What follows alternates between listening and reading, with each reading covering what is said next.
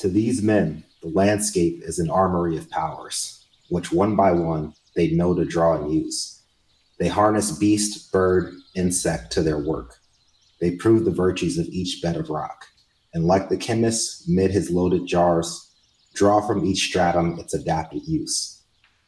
Their drug crops or weapon their arts withal. They turn the frost upon their chemic heat.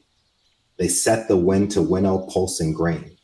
They thank the spring flood for its fertile slime, and on cheap summit levels of the snow, slide with the sledge to inaccessible woods, or meadows bottomless, so year by year, they fight the elements with elements.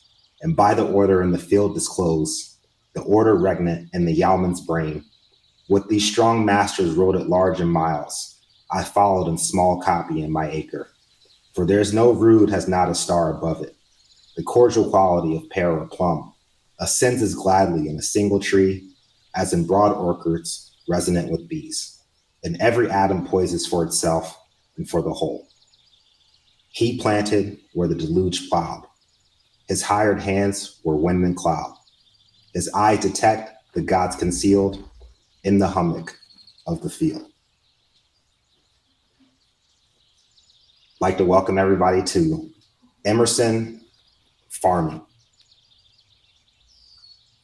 This is a pretty interesting, very short essay by Emerson, but we both think it's very timely to what's going on with the whole homesteading movement and the whole confusion regarding supply chains and kind of the desire for localism that's been sprouting out for the past couple of years. I think you guys are really going to enjoy this, and it's quite inspirational as well. It's really a feel good story by him. It's a really feel good piece of writing. Yes, this is one of my favorite essays or chapters. I believe this one came from a book, but it's got a lot of sweet language in it, a lot of phrases and passages that make you think. And it gets you in a state where you stop just contemplating the parts and start contemplating the whole. So with that being said, we can jump right into it. And I think that I'll read the first part because it kind of starts with a bang. And what it says is, the glory of the farmer is that in the division of labors, it is his part to create. All trade rests at last on his primitive activity. He stands close to nature. He attains from earth the bread and the meat. The food which was not, he causes to be. The first farmer was the first man, and all historic nobility rests on possession and use of land. Men do not like hard work, but every man has an exceptional respect for tillage and a feeling that this is the original calling of his race, that he himself is only excused from it by some circumstance which made him delegate it for a time to other hands. So what I like about this opening part is he talks about how farming is the creation of life, where he talks about how we create bread and meat. He talks about all men deep down have a respect for this because we know inherently without the people that are supplying the food and keeping up the supply chains, we wouldn't be able to survive. Like most people, if the grocery stores closed down in their area, they wouldn't know how to get food. They wouldn't know how to hunt. They wouldn't have anything that they've grown that they can rely upon. And most people wouldn't even know how to get clean drinking water. So we always have a respect.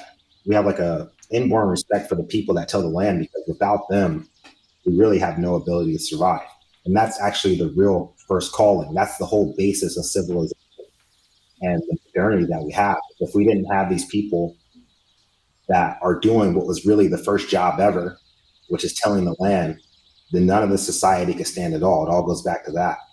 And I think it's really interesting that when you understand that and you think about some of the movements that are out there, like some of like the cloned meat movements or whatever, it's like they're still trying to solve this problem of being able to create food for massive populations of people and trying to get control over that aspect. Because once you can control the food supply, you can control civilization. Right. Everyone bends the knee if you control the food. And this part's really, you really understand like the primacy of agricultural civilization. The very first root of it is the farmer, is the food supply. And it's an ancient tradition, and it's almost like built into our genetic memory now, just with how that respect of tilling the land. I mean, even today we have the Zoomers on TikTok. Like, there's a fascination with what we don't have, and when with a bunch of people living in cities and suburbs and stuff, not exposed to, you know, rural life and whatnot, we're having this growing cultural fascination with farming and living out on the land and tilling the ground and caring for animals and all this stuff. It's really interesting how it's coming back with social media and stuff. Yeah, and I do want to point out a couple of little things he says here, a couple sentences. One, he says, the food which was not, he causes to be. To me, that just sounds really cool. Like, that sounds to me what life is about. Like, going out there, I don't even think of farming when I think of this. I actually think of hunting. Because hunting is also the same thing. You're creating food which is not, you cause it to be. And I feel like that's like the basis of humanity and being a man. It's like, right. And that's like, just like I tell guys, they need to train combat, or they need to work out and exercise their body. Like, you also have to train securing and getting your own food. Like, it's a part of being a man. It's the one thing, hunting is the one thing that all cultures and all races have in common. Yes. Since the beginning of time. And then the second sentence after that, which is cool, is he says, the first farmer was the first man. And he says, all historic nobility rests on possession and use of land. So basically what he's saying is, like, the first farmer is the first man, is that we were savage before that. Before we started turning from just hunters to hunter-gatherer, there wasn't really society like that. Society is what men are in. The wild is what savages are in, right? So, and if we go back to Genesis, right, when Adam and Eve are cast out of the garden, the first thing Adam does is when they're out of Eden, is he's forced to till the land and to work for his food. The first farmer is literally the first man. Nice. So, and then, he says, men do not like hard work, but every man has an exceptional respect for tillage. And I think this is what we were just talking about, where, farming is alchemy. And there's this great respect for alchemy because it's an alchemy that sustains the whole of civilization. And so there's this deep sort of respect, inherent to all cultures, that sadly I think it's coming back on some level, but I definitely think we've lost that. And that's partly what I think has allowed like industrial veganism to spread so rapidly the past 15, 20 years, is because we've lost this respect for our food. Yeah, he says a little later, he says, this profession has in all eyes an ancient charm, as standing nearest to God as the first cause. And I think that's a really beautiful way to say what's going on, is that this is creating or sustaining life is the first step to being able to create anything. Right. So you have to be able to sustain life before you can create anything. So this is as near to God as you can get, because you have to start at the base of everything to even express the godlike ability we have to create. Right. And he's going to go, and later in this, he goes into a brilliant, brutal attack on Thomas Malthus and his whole depopulation philosophy. And it's it's really aligned with that, how farming stabilizes. You have to have that first cause to grow. You have to be aligned with your food supply, and it's not this sort of race to the bottom when it comes to it's not this hunt for finite resources. The farmer can till the land, basically. He can, with alchemy, he can till it and pull food from that infinitely. Right. And there's a part in the paragraph after this that's really interesting to me. He says, he sets it up with a little story, and the key point is at the end, and I'll harp on it in a second. But he says, all men keep the farm in reserve as an asylum where, in case of mischance, to hide their poverty or solitude if they do not succeed in society. So first, let me address something, because I think there's a lot of, every time someone comes up with a popular idea, there's some sort of movement, there's always detractors and people who view it a different way. He's saying that here that the farm is kind of reserved an escape for people who fail at society, right? But the way that I'm looking at it is I think the farm or the homestead is for the people who have succeeded at society, right? The people who are able to go into society, extract the good value out of it, the money, the success, and then bring it out of society and take it back to the land where it started, right? It's not like some people have painted it as like a cope or an escape or running away. It's not running away. It's not, you shouldn't do things because you can't do the other things. Like you shouldn't become a minimalist because you can't afford anything, right? Just like you shouldn't run away from society because you're not making it in society. So for me, it's like you do these things, you're supposed to do these things because the right thing to do and the best thing to do. It's like be in the world, but not of it. Go into society, extract all the good out of it, and then take it back and to the origin and make it something better and start building something better, right? So and goes on to say, go ahead. Sentence at the end, right, where he says, like this when I read this reminded me a lot about what a lot of people are going through right now, like living in the city and seeing homesteading videos and being like, oh, I got to go get some land out there. Poisoned by town life and town vices, the sufferer resolves, well, my children whom I have injured shall go back to the land to be recruited and cured by that which should have been my nursery and now shall be their hospital. So it's like this. He's using medical terminology in this, right? Like nature, obviously from his whole philosophy, nature is very healing, right? Based on, if you read nature, that's a very central point of it. Nature is like returns us to sanity. And a lot of us, and especially how we talked about society and self-reliance, it's not a healthy society. And the land is always there to come back to and to just kind of absorb yourself in and return to a state of oneness with God. Yeah, this is the part at the end that I was talking about, where he's like, we've been poisoned by town life and town vices. If you think about that, you can relay that to like the moral virtues that we see in society these days. Town life and town vices have poisoned the minds of people and changed their morals and changed the things that they believe in and changed the way they behave, right? And he goes, the person who suffers this resolves, says, my children who I've injured shall go back to the land. So basically he's saying, like, by bringing up children in this type of world, you're injuring them, right? Like how people talk about don't send your kids to public schools, right? You're injuring your children by doing that, by allowing them to go into these public schools where they're supporting the most perverse things in the world and pumping it into their brain. And they're surrounded by kids who are addicted to junk foods and have cell phones in their hand by the time they can start walking, right? And these things are going to be injuries upon your own child because they're going to be taking on that same town life and those same town vices, right? He says, so my children should go back to the land. My children whom I've injured should go back to the land and be recruited and cured by what should have been my nursery.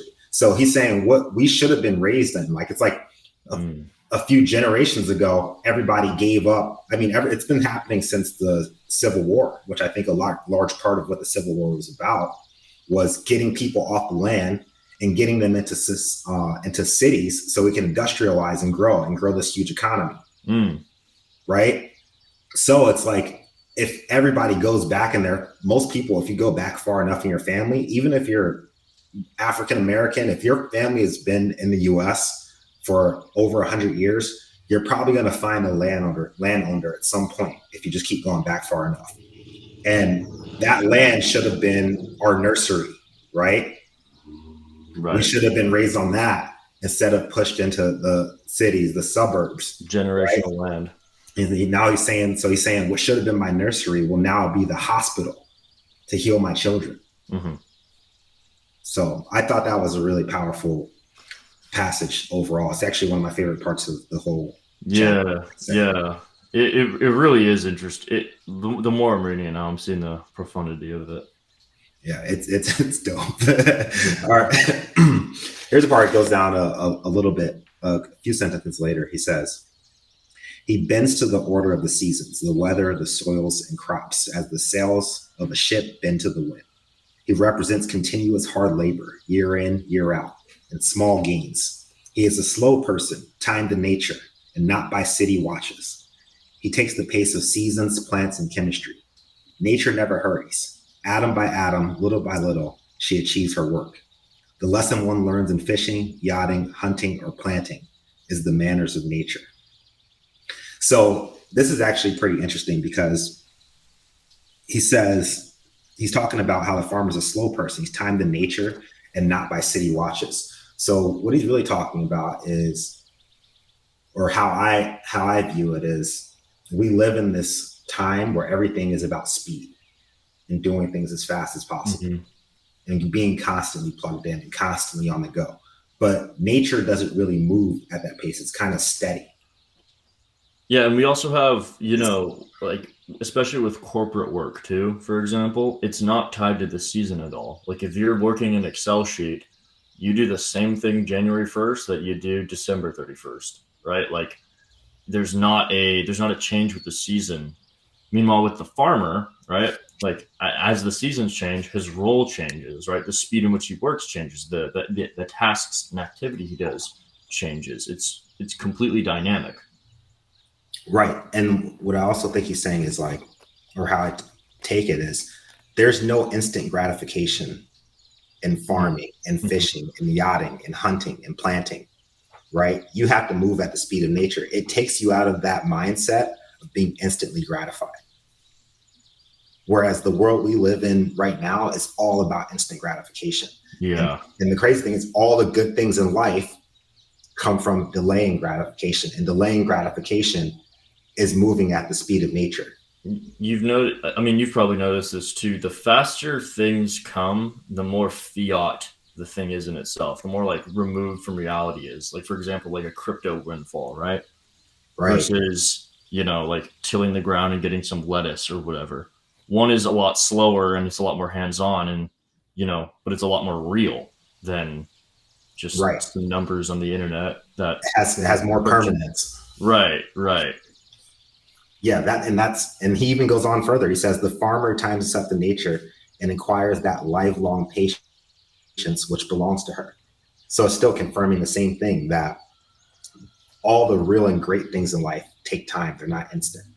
Like all the mountains are formed over thousands of years, the oceans, the lands, everything in nature is formed over time, right? And it's the same thing in life. You don't get anything immediately. And if it comes fast, it'll go fast. But if it comes slow, it'll stay a long time.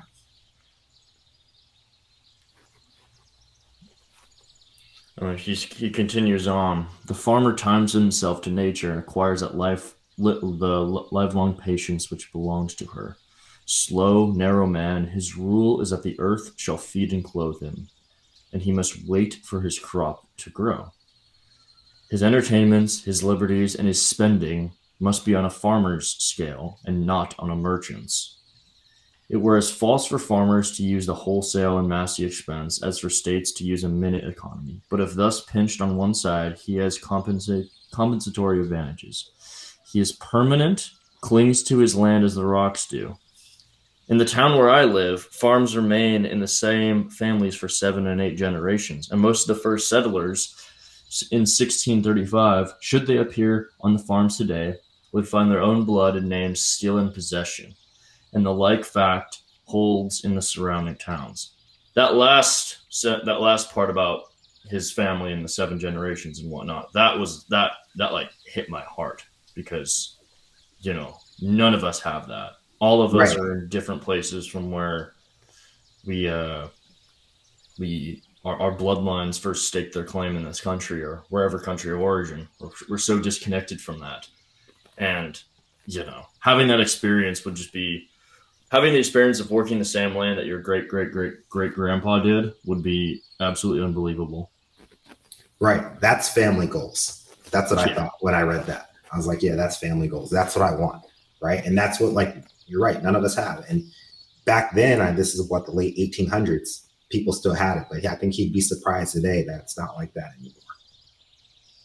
Right? Yeah, definitely. So, yeah, when I read this, passage, all I thought about is this is what I want and this is what I'm going to establish. Like I Exactly. said, I want to be buried under a tree on my own property so that my great great great grandkids can come out and talk to me.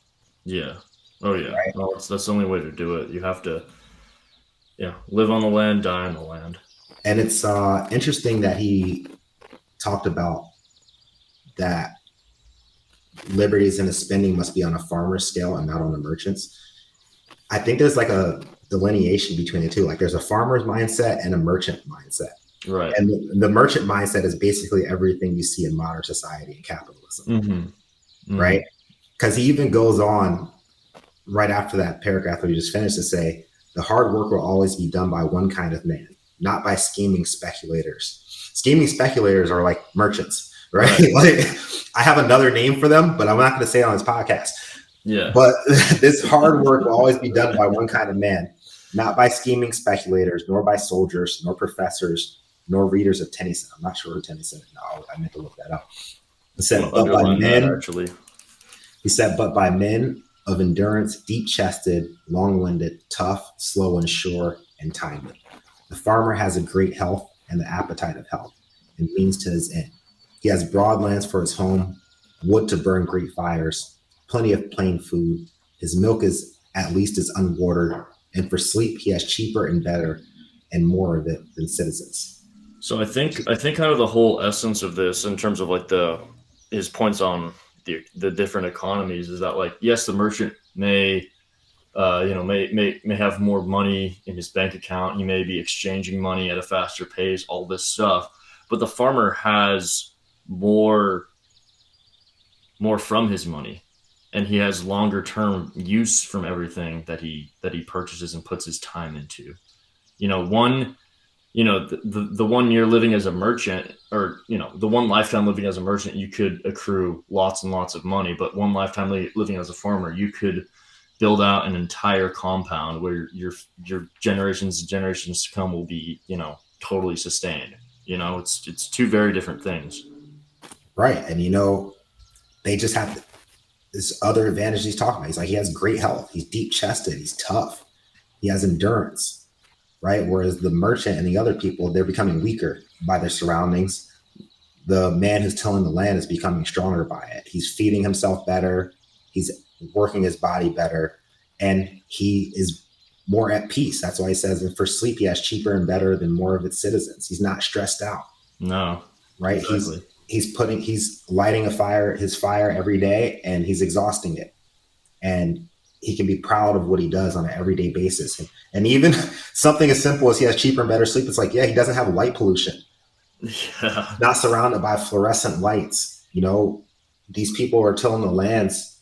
Their circadian rhythm is in line. They're getting up when the sun is up, and they're settling down when the sun goes down. They don't have all these artificial lights going on that make the world still glow at 4 a.m. Right? So I thought that was a great passage. Here's something interesting. He says, early marriages and the number of births are indissolubly connected with abundance of food. Or as Burke said, man breeds at the mouth. So really, like, what he's kind of saying here is that population is kind of supposed to be tied in with food production, the number of people. And he actually goes on to talk about this more later. He says, the farmer is a hoarded capital of health, as the farm is the capital of wealth. And it is from him that the health and power, moral and intellectual, of the cities came. The city is always recruited from the country. The men in cities who are centers of energy, the driving wheels of trade, politics, or practical arts, and the women of beauty and genius are the children or grandchildren of farmers, and are spending the energies which their fathers' hardy, silent life accumulated in frosty furrows, in poverty, necessity, and darkness. Yeah, everything from the city came from the country. Right. All the people, everything that keeps it propped up, it all came from the country and our forefathers working the country. That's interesting too. I don't know if this is directly the same thing, but a lot of times when I talk to people who live in, the big cities that are paused these days, like San Francisco, New York, all that stuff, they tell me that, the reason that these cities got so bad the past 15 years is not because of the locals. It's from people in the Midwest, moving in, like Midwest college students moving in and getting jobs and stuff, and like following the hive mind. It's very interesting. It's not what I thought about how the spore begun. Yeah. He who digs a well, constructs a stone fountain, plants a grove of trees by the roadside, plants an orchid, builds a durable house, reclaims a swamp, or so much as puts a stone seat by the wayside, makes the land so far lovely and desirable, makes a fortune which he cannot carry away with him, but which is useful to carry his country long afterwards. The man who works at home helps society at large, and with somewhat more of a certainty than he who devotes himself to charities. Oh, Well, yeah. So what this really made me think about is how many things we take for granted. Like sometimes I'll go on a hike, right? Like in a mountainous region, and it's like, man, somebody had to come through here and make all these trails for me, right? There'll be like paved trails, there'll be step trails, and it's like, this is all around us. Like everywhere time you go out somewhere where you can enjoy nature and there's trails and there's places to sit and there's roads built. It's like we take all this stuff for granted, all the people who actually went and built all the society around us for us to be able to enjoy it. Right. When we say we love nature, we love like kind of the man. We love the parts where man sort of gave us an area, like man many years ago gave us an area to where we can explore it. Right. I mean, you've probably done this too. Like just try walking into a forest without any trails or anything like that. You know, like it's interesting to hunt and stuff. Yeah, that's for sure. But you get lost pretty damn quickly, and the orientation's not there, and you get kind of consumed by it in a sense. Right. Most of the nature that we go experience is the nature that other men have tamed for us. Right. Right. That allows us to enter and exit it at ease and not worrying about anything. And the farm is like is kind of a farm is your plot to tame in a sense. Yeah, and he says the man that works at home helps society at large somewhat with more of a certainty than he who devotes himself to charities. I think it's even beyond the farm there. It's when I think of that, I think about all the manual labor jobs, people who take out the trash, the people who pave the roads, the people who build buildings, all the truckers, right? Like these people help society more than all these people giving to charities. Right. Like we're supported by all these hard laborers everywhere at the end of the day. You know, and I think we forget that sometimes. So our society is shaped by all these men that went out and tamed nature and tamed the elements for us. And then underneath, there's all these people that are working hard on a daily basis to keep everything afloat. And like those are the people actually doing the real good in the world, because without them doing that, nothing else happens. Nothing. Yep. Yeah, exactly. Exactly. And he's probably talking about when he devotes himself to charities, when he's talking about that, he's probably talking about that self-hating sort of guilt charity that he discussed in Self-Reliance, where you do it to sort of push back some personal demon instead of some actual genuine expression of help. Right. Yeah, it's cool how the more Emerson I read, I start to see all the works tie in together. Yeah. I see the same opinions rising over and over again, and I really start to understand how he looks at things. And then he says, if it be true that, not by votes of political parties, but by the eternal laws of political economy, slaves are driven out of the slave state as fast as it is surrounded by free states, then the true abolitionist is the farmer, who, heedless of laws and constitutions, stands all day in the field, investing his labor in the land and making a product with which no forced labor can compete. This is interesting to me because I'm guessing that at the time the abolitionists were the radicals, right? Let's see. Let's see if there's a. Let me read in the front. This was. But the way I translate it was delivered in 1858, so this is before the Civil War. Okay, wow. So for me, the way I translate it is like, to me, the true revolutionary now is the one that takes their food, power, and water into their own hands. Yes. That's the biggest protest you can have against this system of the world that we live in. You can't continue to be in the world and expect to be protesting from it. If you're still enjoying the fruits of society, you're contributing to it. Right. Right. And that's a hard line to draw, but that's just the truth, and no one's perfect. Everybody, so maybe you're out you got a homestead, but like a Netflix membership or something like that. Nobody's perfect, but we do need to make it a point to understand that the true revolutionary nowadays is the one that doesn't contribute to any of these things. This is why I don't wear brand name clothes and polyester and use all these products that are poisoning me, or eat all of these foods that have seed oils and soy and everything in it, because to me, that's actually what's fighting against things. And even though my little individual action won't topple them, at least number one, I'm in line with my own truth and my principles, so I can look at myself in the mirror and be proud of myself. And number two, I'm setting an example for other people, which will stop them. And then maybe one day a chain reaction of events happens and these things start to fall. Right. Much more effective than, like you said, devoting to a charity. So, all right. The other thing too is just the one final point on this. He said heedless of laws and constitutions, and I think that too.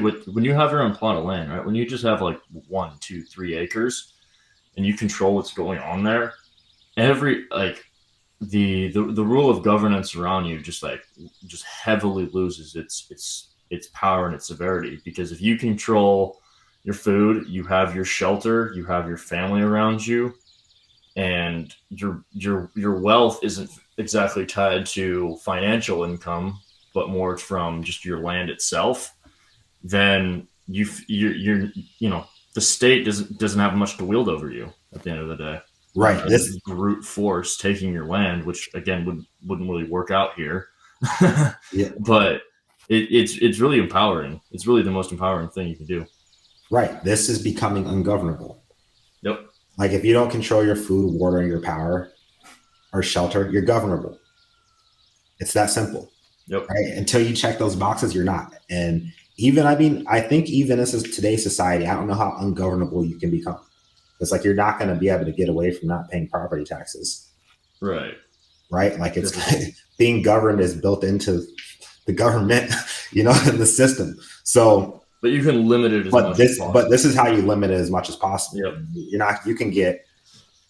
You can be the richest guy in the world, but if they and you're living in a penthouse in Miami, but if they shut down your city, you don't have anything.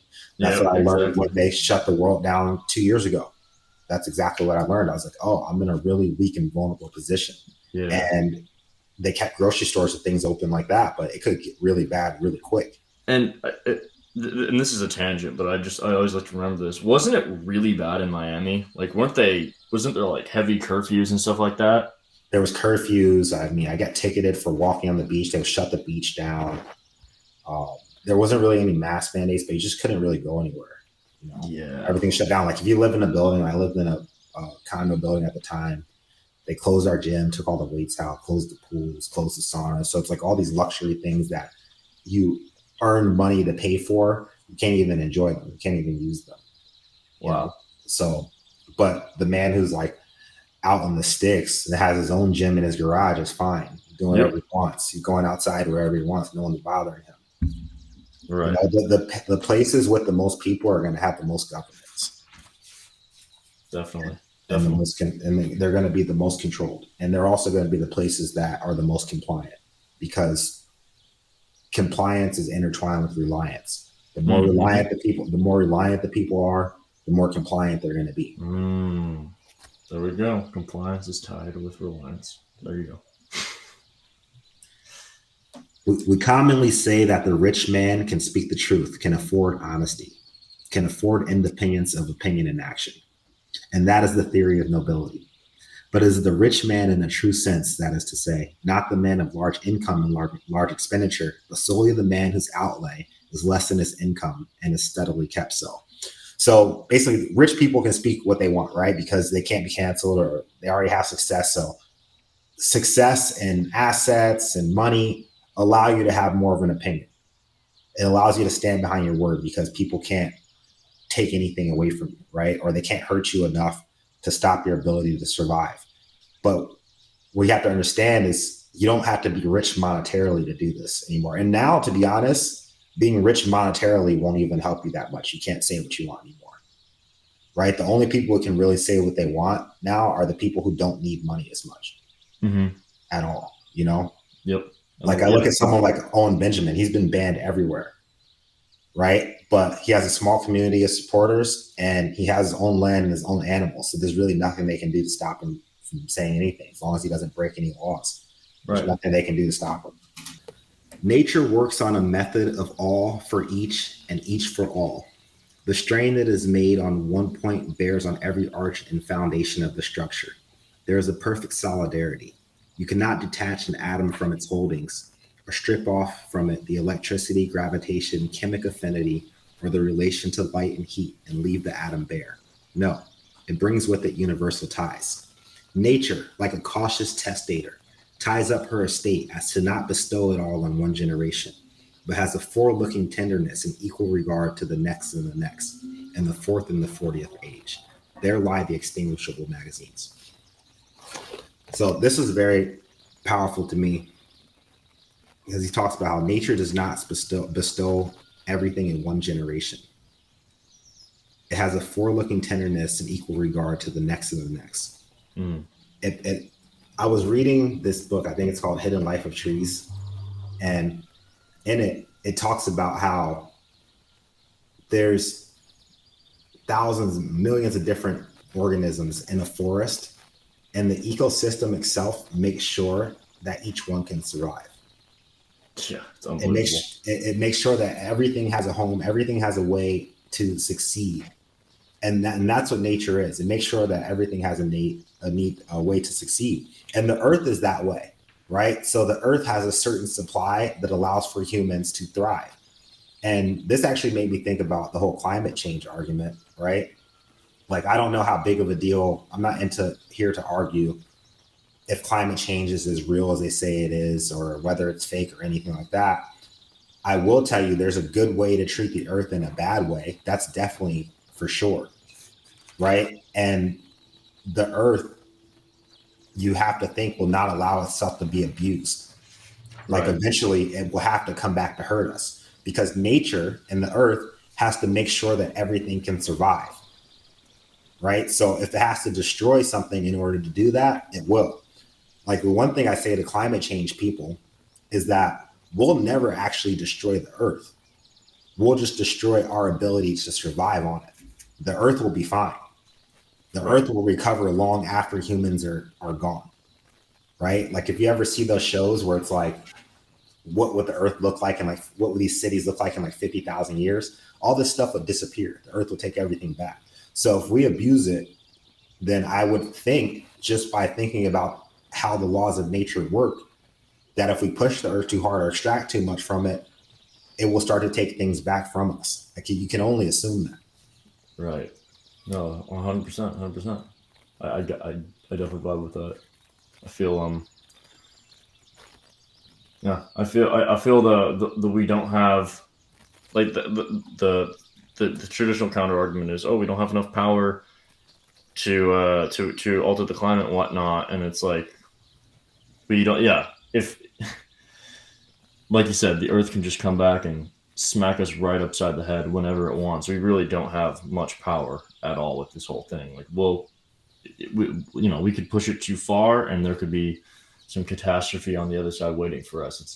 It'll never just let itself die. Never. Yeah, it's not going to die. We may ruin our water source for 50,000 years, but the earth is going to be here an infinite amount of time past when we are, right? So the earth will survive. It's just we can hurt our ability to survive on it.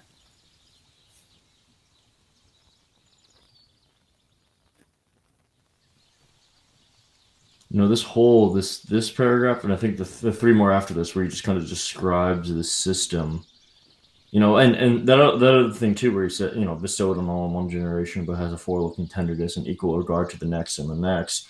Again, that's another debunking of the Malthus argument that he eviscerates in a couple pages, where it's also, not like this. There's not like this, because Malthus's argument, it's hyper simplified. It's like, oh, every generation will 100% use up X amount of resources, and thus there's finite resources, and there's no sort of like biodynamics in his whole theory. It's literally just like resource control, which is dumb. Yeah, and in this, every time the more I read, I just keep getting this idea of like delayed gratification. Yes, it's a Right? big It's theme in just this. like everything that nature does is for the future, right? And like that's how our decisions have to be made as well. In the Right. same exact way. If we're in alignment with nature, then the decisions we make are not for the present moment, they're always for the future. And it makes me think too. Like, imagine with all the technology and stuff, how wrecked our attention spans are. How with digital dopamine influxes, we are just totally addicted to these screens and totally addicted to the Amazon package arriving and whatnot. How much of that downstream affects like our opinions and our views on nature and our morality and all this stuff? Like it's not just affecting our social media dopamine. Like it definitely has downstream effects on our whole being itself. Yeah, I mean, if everything's about your self-preservation in the moment, then you do insane things like throw masks on millions of developing children who need facial cues and facial expressions to develop an ability to communicate with other people. Right. Like when your society is all about what's going on in the moment and preserving your own life and your own safety, you do insane things like that mess up the future. Right. I mean, You I've know, like noticed I've noticed too, just generally, and also too, like all the masks, like the billions and billions of the single use surgical masks just thrown into the ocean and thrown into the landfills and stuff. Like, great, good job, guys. right, these things take like 500 years to decompose or something like that, and then you're gonna have microplastics everywhere in the water. And this is what happens. We have an instant gratification society, a society that literally is out of sync with the laws of nature. You know, so Yeah. I keep thinking about this every time I read some of these passages. It all relates to the same thing. Just like you have to understand how nature works is how the universe works. It's Yeah, all and the that's same thing. that's why having patience is so damn key these days too. Just in everything, business, relationships, all this stuff. Like our time scale, is so dilated with social media. We expect all these instant gratification things that this is it's a very new concept. It's a very new thing happening. Like it's only been the past 20, 30 years where things have gotten quick. Every other part of human history, there was the unconscious knowing that things take time to develop, and that's why, like, especially today too, like when people are trying to build things, right? Whether it's a business, whether it's a family or whatever, and they just hit a couple roadblocks and they just freak out, and there's just no patience, and it's just immediately just they just want to quit and fail, right? I feel that's exemplified, but with modern technology and modern sort of like the dopamine influxes and stuff. Here he kind of counters his own point where he says, nature is as subtle as she is strong. She turns her capital day by day, deals never with dead, but ever with quick subjects. All things are flowing, even those that seem immovable. So we're talking about how you kind of have to slow things down, but at the same time, you can never stagnate and stop. Right. I You think it's have to yeah, you it's have day to by day. constantly be moving forward, right? That's how nature does things. It doesn't do things in one fell swoop. Right. It does it steadily, day by day until everything's accomplished. Well, it's a very It's Christ-like opinion. Like focus on the day. Focus on the day. The day there will be lots of change within the day. I mean, imagine what you do, right? You wake up and 50 billion things happen, right, in your day. Crazy things happen. But like we were talking about with the tacking of the ship and self-reliance, on a long enough timeline, when you look at that individual day, it's not much of a variation. It's a very long sort of building of, your structure. yeah, so that's we gotta there is nothing that's stagnant, right? Like we learn this in chemistry that even solid objects are vibrating at a molecular level, right? Mm-hmm. There's movement everywhere. And so we have to be constantly moving forward. Mm-hmm. Here's a passage that I like. That's fun. This is just a tangent, but it's funny how we learn that in elementary school science class that everything is vibrating. And then the idea that you can change the vibrations of things is like insane to a grown adult, which is hilarious. Yeah, or it's amazing how we can learn something like that that actually has a functional application in understanding the universe, but we learn it as if it's insignificant and means nothing. Yeah. And it's just Yep. like something so that when we get the multiple choice question, we get it right. Yep. Yep. It's just like a Right. fact. It's not something we're trying to connect to a larger, substructure of being. It's just this. It's just a fact for the test. Everything's about the parts, not about the whole. Yep. Yep. So here's a good quote. He says, "Genius, even as it is the greatest good, is the greatest harm." This was Hmm. powerful to me because I think about how the greater the technological advancement, like every technological advancement, the greater its capacity for good, also its greater its capacity for evil. Yeah.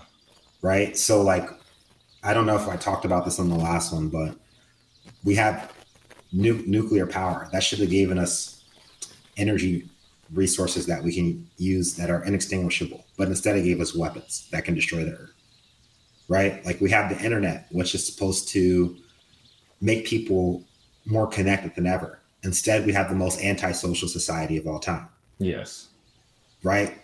We're going to have robotics, which could probably help with every type of laborious activity that there is, but it's going to be used to create armies. Right. So it's Trade like offs. Trade offs. genius is the greatest good, but it's also the greatest harm. Every thing that is neutral, and it's all about the application of it. Right. And unfortunately, we don't think about that as we create things and as we push forward. Mm-hmm. We only think about what is potentially good. We don't think about the negative ramifications. Yeah. Progress is blindness to trade offs. Right. Exactly. Exactly. There's a trade off for everything, and there's polarity and duality in everything. Yeah. No. Yeah. And not wanting to discuss those trade offs or wanting to hide away from them immediately makes me very, very suspicious of whatever you're trying to push. If you're And only focusing on the good and there's right, no talk of the bad at all, oh man, I don't right. trust that. This is the trick, right? For evil to work, it has to be disguised as good. Mm-hmm. If it was just outright evil, people would notice it immediately and be like, no, that's bad. It has to disguise itself as good for it to work. Like you'll take something like Neuralink, right? Elon Musk putting chips in people's brain. Why does it sound good? Well, because if you listen to him talk about it, he's like, I'm going to be able to make blind people see and cripple people walk. You're like, oh my God, that's really good. That's amazing. Yeah, and he posts Twitter memes, bro. Right. Like it sounds like it's going to be really good. But then if you go deeper into it, it's like, well, actually, they're going to be able to monitor people's thoughts and feel people's emotions and even change those things at some point. Right. And it's like, so the trade off of us being able to make people not be disabled, which is great, is that now technology is going to take over your whole entire mind. Like your Mm-hmm. brain's going to have a computer in it. So, and then you're going to be living in the metaverse. So it's like, Yeah. Jeez. there's a trade-off to everything. And I don't think we think about it or talk about it enough. And like I said, for evil to work, it has to be disguised as good. So anything that's just marketed to you as pure good is usually sinister underneath the surface. And then Emerson, like a paragraph later, he says, but as I said, we must not paint the farmer in rose color. Whilst these grand energies have wrought for him and made his task possible, he is habitually engaged in small economies and is taught the power that lurks in petty things. Great is the force of a few simple arrangements, for instance, the powers of offense. And then he goes on to explain, the power of offense and whatnot, and just in the middle of nowhere. I thought this was great. He says he is habitually engaged in small economies and is taught the power that lurks in petty things. This is the whole the devil's in the details, Yeah. right? And I like to say the heavens in the details. Because if you do the small things right, you're going to live the life of your dreams. Yeah. Devil's in the... Yeah, I feel like that's a psyop quote right there. Right. It's kind of a psyop. I like the heavens and the details. Yeah. Right. And I'm going to use that now. And then they say not to major in minor things, right? But you kind of have to. If what you do, if who you are matters, then everything you do matters. All you have in life is the power to make decisions and choices. So every one of them matters. And the first podcast we ever did together, we talked about how life is really just a game of, can you make yourself do the things you want to do? And can you stop yourself from doing the things you don't want to do? And that is played out in tons of little decisions throughout every single day. So that's making all those small decisions, right? That's habitually being engaged in small economies. The little tough decisions that change your entire day, those are the power of that. That's where the power that lurks in petty things. That's what he's talking about. Well, and also and we like, let's use a farming example for this, right? Like milking a goat, right? Like that seems so trivial. It seems so, like when you say like, yeah, you have to milk a goat every single day on the surface without any context, it's like it kind of sounds boring and kind of like a waste of time. But think of all what you learn. You learn about caring for animals, right? You learn about getting food, right? You learn about like how Owen Benjamin does these videos where he shows how he feeds his goats, and you have to use like psychology to the goats. You have to put food down in the right areas, and then they come over to the food, and then you have to lock down their necks with a wood bar, and then you can start milking them, right? So it teaches you kind of how brains function. And then once you have the milk, you can bottle that, and then you can sell that, so that you'll build off that small economy right there. Very, very deep stuff. And that's just one single facet of the farming life. Right. All of farming is little tasks like this that are the most meaningful things in the world. They amount to everything. Little small decisions that you make decide whether your family eats or starves in the winter. Right? Go. Yeah, exactly. And we're robbed of that. Right? So I think we live more haphazardly because we're disconnected to the reality of how such little things can have such great power in our lives. Right. Yeah. We don't have that experience of sustaining ourselves and taking care of ourselves and understanding and experiencing that, man, all these little decisions and these do's and don'ts do matter. And not only do they matter, they affect my ability to be able to live or die on this planet. Right. But when you're removed and protected from all those things, everything seems, a lot of the things we do don't serve us in a huge capacity in the moment. So it's like, it doesn't matter to us. Right. Like the little tasks that we're told today we need to be consistent on have much less long-term value than a consistent task a farmer needs to be consistent on. Right. Like, I don't know, like for example, like you have to check email every day or you have to milk your goats every day. Right. Like what are you going to get more out of? And if you're getting more out of that milking, obviously you're going to want to do that longer. And that's partly why I think we have such a, disconnect with our work, is that it just doesn't, like, a lot of the tasks we do we get a lot of money, but a lot of the tasks we do are just kind of pointless. Yeah, I 100% agree. So we're not on this. We're not looking at it in a minor sense. We're looking at, okay, this is really boring, but I do get 120K a year and I get to live in a penthouse, right? It's like, man, you ain't looking at it right. Yeah.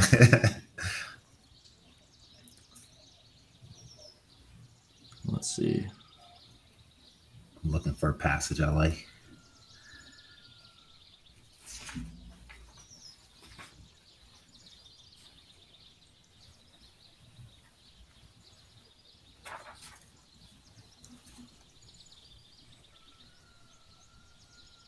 Yeah, for those listening, we're staring at the text right now. This is not just off memory. We're like deeply taking this in as we're doing this.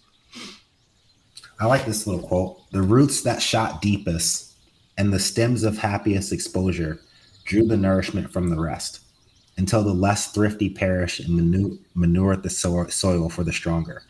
and the mammoth sequoias rose to their enormous proportions. So the roots that shot the deepest and the stems of happiest exposure drew the nourishment. So the people who work hard are going to get the good in life. The less thrifty perished and manured the soil for the stronger. So you have this whole thing of like, some people are creators and some people are consumers. The people that are going to create are going to get the most. And the people that consume, their consumption is going to go to feed and fuel the people that create. Yeah, that's really interesting. I keep rereading it, and it makes way more sense now. Yeah. And then he talks about the metaphor of the traveler and the orchard. See what the farmer accomplishes by a cartload of tiles. He alters the climate by letting off water, which kept the land cold through constant evaporation, and allows the warm rain to bring down into the roots the temperature of the air and of the surface soil. And he deepens the soil since the discharge of this standing water allows the roots of his plants to penetrate below the surface to subsoil and accelerates the ripening of the crop. This is good. There has been a nightmare bred in England of indigestion and spleen among landlords and loom lords, namely the dogma that men breed too fast for the powers of the soil, that men multiply in geometrical ratio, whilst corn multiplies only in arithmetical, and hence that arithmetical, and hence that the more hence that the more prosperous we are, the faster we approach these frightful limits. Nay, the plight of every new generation is worse than of the foregoing, because the first comers take up the best lands, the next the second best, and each succeeding wave of population is driven to poorer, so that the land is never yielding less returns to an enlarging host of eaters. This is where he's talking about Malthus. Yeah, and it's very interesting how close. Sorry, Hell's Angels are going by. Very interesting how close the Malthus arguments are to modern climate change.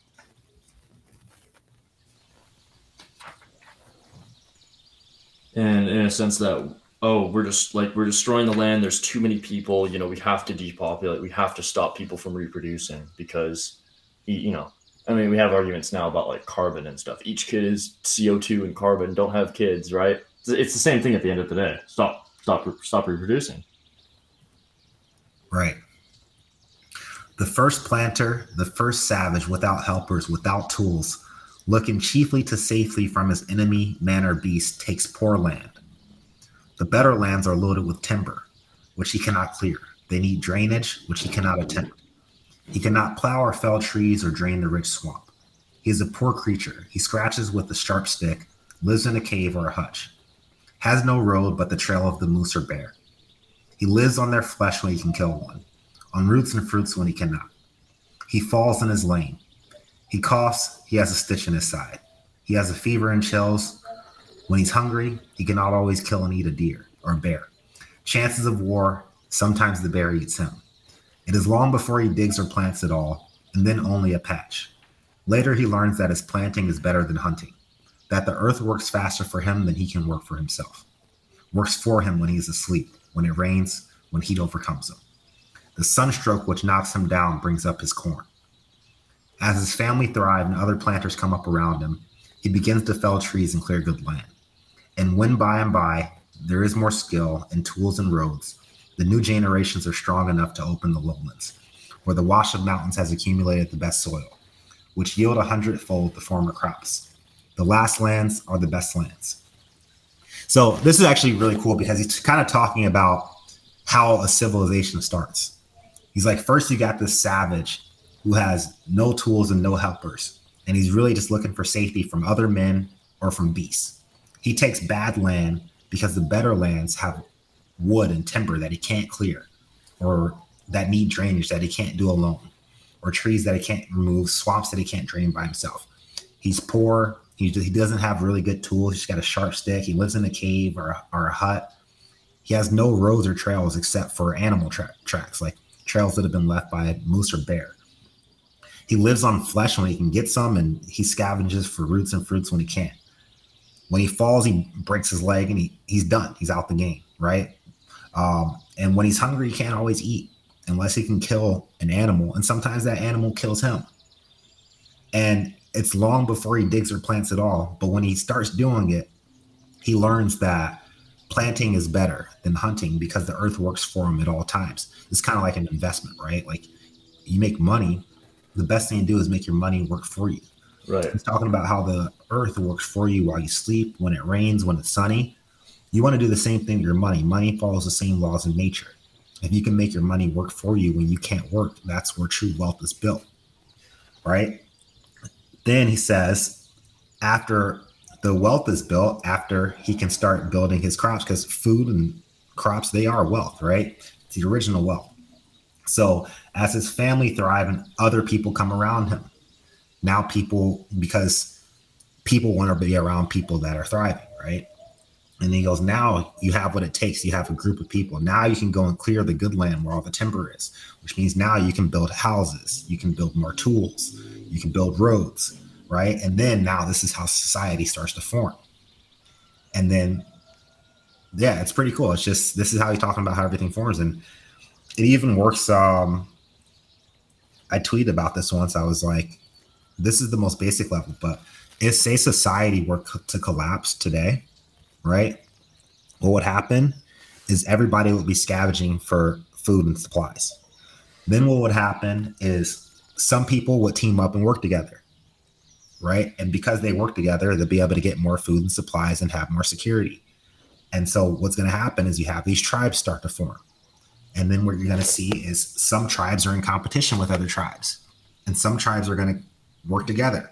Some tribes are going to go to war and absorb certain tribes. Some tribes are going to team up together and build a civilization.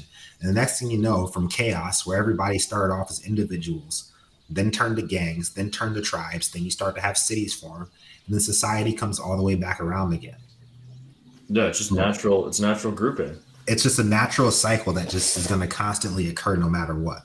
And he closes this off by saying, it needs the last lands are the best lands. It needs science in great numbers to cultivate the best lands and in the best manner.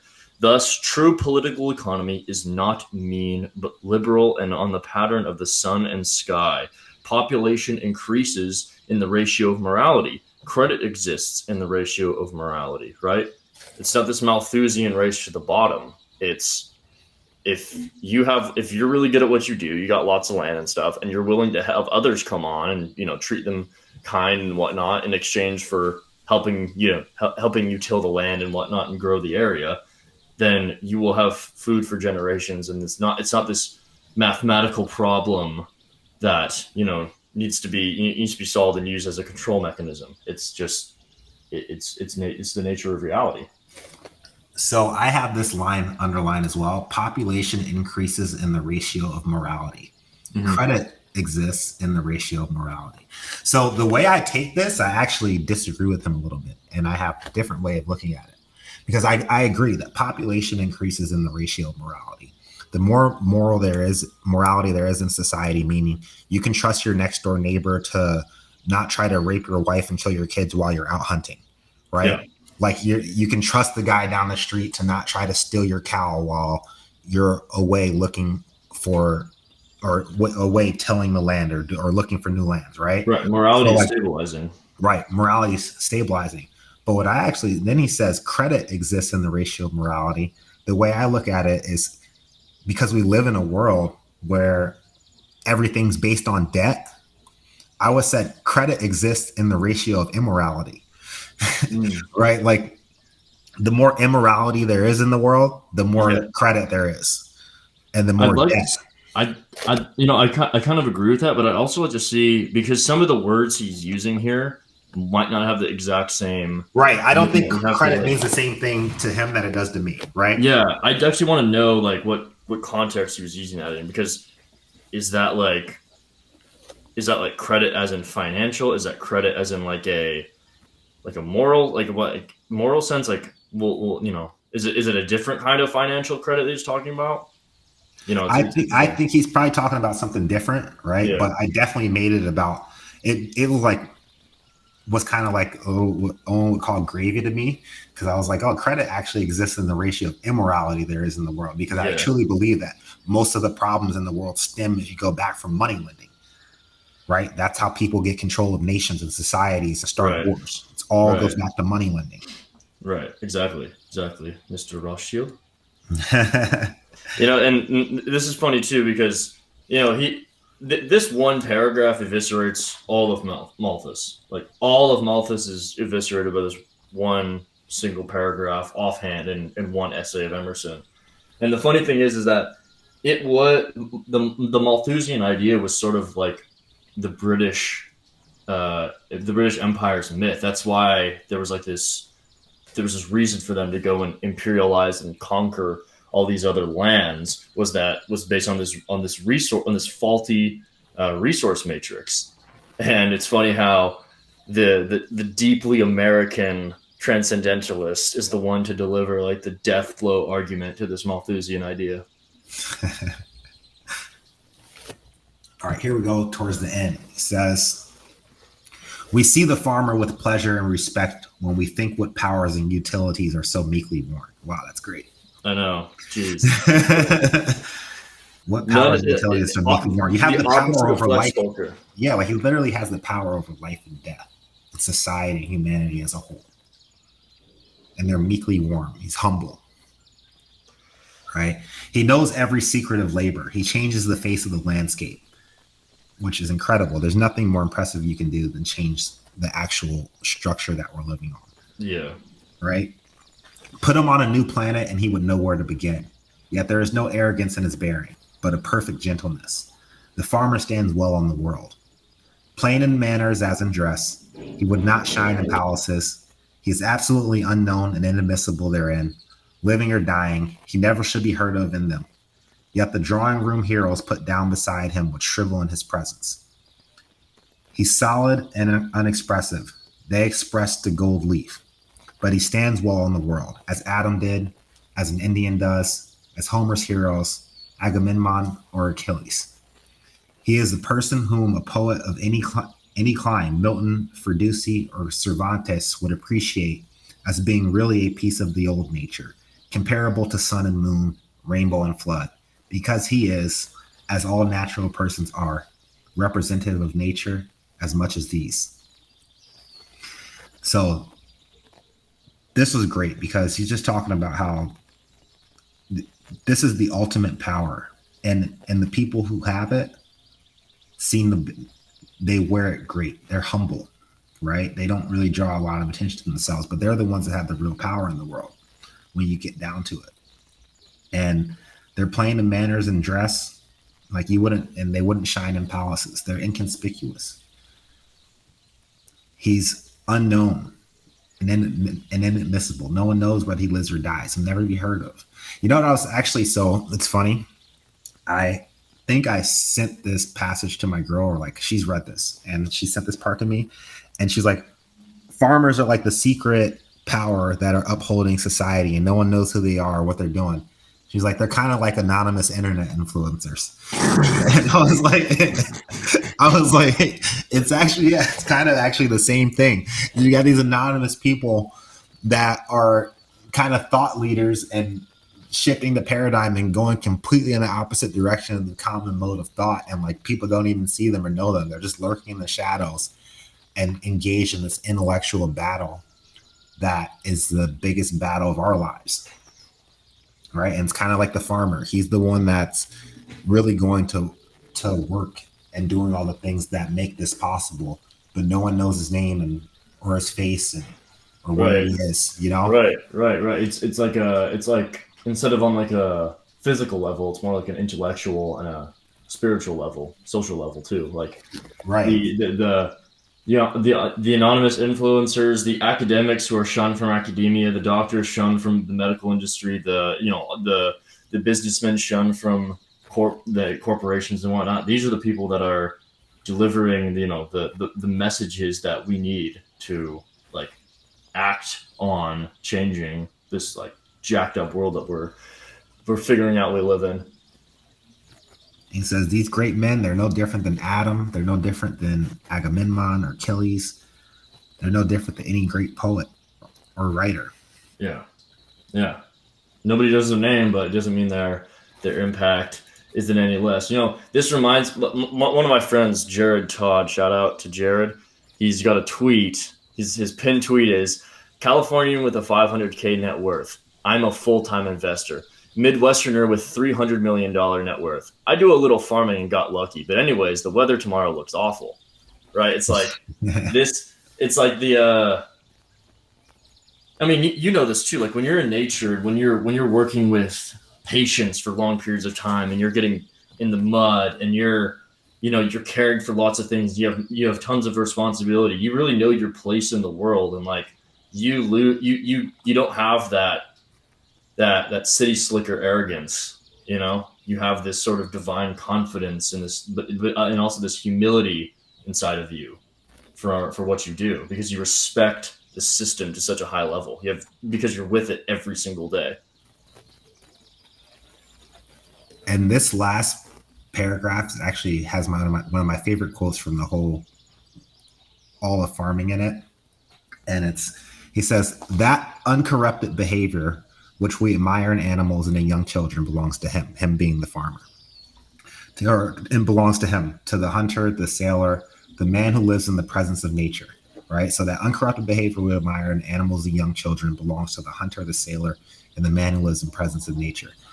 It's my favorite line. Cities force growth and make men talkative and entertaining, but they make them artificial. So I love this part because he talks about the men who are really in line with nature, right? The trailblazers, the people who tame nature, right? Who tame the world, who go out and either get food from it or try to conquer it. Like those are the people that have the uncorrupted behavior that we admire. And then he says, cities force growth and make men talkative and entertaining, but they make them artificial. So it's like in the cities, like they effeminize you, right? Like they turn you into this dandy. That's all. Men talk too much and they're all flamboyant with their dress and they're all like kind of goofy and personable, but they're not men. They're not strong, right? So it's like really funny because the cities create this kind of dandy, like effeminate man. And while they maybe get like a lot of swipes on a dating app or something, they're not actually real men. Like there's no strength to them. There's nothing that they can actually really do to sustain their own survival or even protect the people they care about. Like most people can't, like we talked about in the beginning, most people can barely take care of themselves. If all of this collapsed, they wouldn't have the slightest clue on what to do except wait for announcement of where the food's getting dropped off in the truck so they can eat MREs for the next 3 months until everything's back to normal. Right. Exactly. Just waiting out for the emergency broadcast system. Cities might make you cute and give you a nice haircut, but they don't make you tough. What are the point of cities? To make you cute and give you a nice haircut. Yeah, they don't make you men. There's only a few ways to become a man. What he was talking, like what we were talking about with the small economies, right? A couple pages ago.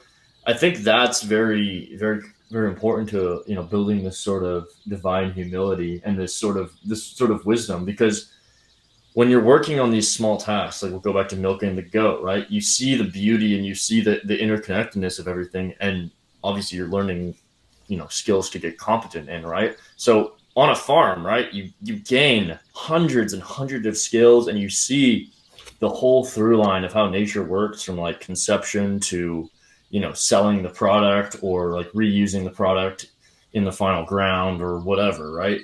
And you have, a farmer, a 20-year-old farmer has much more experience than a 20-year-old city kid who has been in a sheltered, upper story New York condo their whole life. Yeah. Best takeaway from all of this, don't be talkative and entertaining. It's a bad way to be. Like all these people that are attention seeking. Make men talkative and entertaining, but makes them artificial. Yeah, dude. That's just social media. Yeah, exactly. It's all social media. That's like kitty streamers or Twitch streamers or whatever, right? That's like the peak of that, because Do anything to draw attention to themselves. Yeah. Look Right. at me. I'm talking. I'm entertaining. I'm attractive. Blah blah blah. But there's nothing there. It's totally fake. Second the power goes out. Second whatever, they're done. This was great. This was great. Excellent. There we go. Farming. Well, yeah, we went through all the farming. Where we're gonna do courage next. We're gonna do courage next. Everyone. And guys, like, even though we read off our favorite parts of this, we kind of just read off the parts where we can try to condense it into some takeaway points. There's a lot in here that we didn't read that's just beautiful to read. Yes. Right. Like we could have read it and maybe it wouldn't have given you some sort of actionable advice to take away, but it does something to like your spirit if you read it. Right. Like it moves you to a certain way or a certain understanding. So it's definitely worth the time to take and read Farming. I mean, it literally takes like 15 minutes. That's it. Yes. Yeah. It's not long at all. You can find it on the internet. If you just search Emerson Farming, it'll pop up anywhere. Mm-hmm. And it's really, even though we just went over what's the most digestible, you should really take some time to read it, because there's some beautiful things they talks about where he uses examples of things that people do on farms to manage nature, or manage the elements, or manage their animals. That's just like, it really puts life in perspective for you. It's, it's really one of the most inspirational writings of his, especially too, if you have any inclination of maybe one day, like, with your family having a homestead or having some land, this really seals the deal, because, like obviously everyone likes to talk about, the raw self-sustainability and kind of I get the milk, I get the raw milk, I get the eggs and stuff. But the moral character that comes from that is immense. Your whole life just will change, your perspectives change, and you just get way more in tune with nature as a whole. And you can't put a price on that. There's a healing aspect to it. And it just changes the entire demeanor of a person completely. And it's hard to really understand unless you've experienced people like this. Yeah. Like, these people literally move at a different pace. I wouldn't be surprised if we measured the average heart rate of people that lives in the cities to people that live in the countryside, that their average heart rate is way lower. I guarantee it. I guarantee their heart rate is lower because they're calmer and more relaxed. And I guarantee you they get less stressed out or respond less to stress than people in the cities do. Right. Even though we may be kind of... Well, ignoring the seed oils and like the Rust Belt sort of opioid stuff. Like, right, yeah. I'm talking about people that are like really living like organic farming, like living off the land in a healthy way. Right. Fueling themselves with the best foods possible. Right. These people are moving a little bit different than the city people. Right. And they have a different demeanor and calm expression upon their face. And they're patient with everything, which is what allows them to accomplish anything. The patience that you can learn doing all this stuff is the patience that's required to do anything. If you can work with nature and make nature work, you can make anything work, because it's all the same. It's all the same universal system that you can count on, combined with randomness that you can count on, and how to deal with randomness. So it's all the same thing. There we go, boys. Farming. Read it, understand it, cherish it, and use it as fuel. Talk to you guys soon. Thanks for listening.